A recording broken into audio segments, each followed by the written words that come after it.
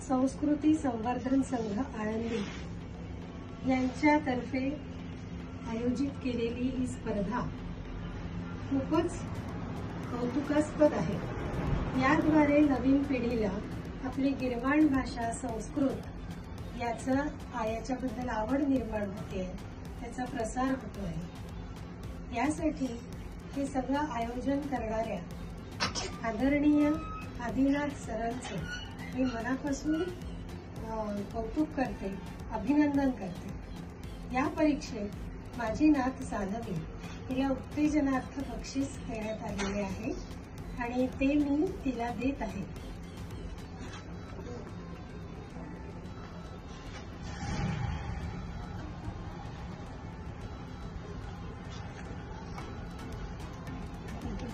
Thank you.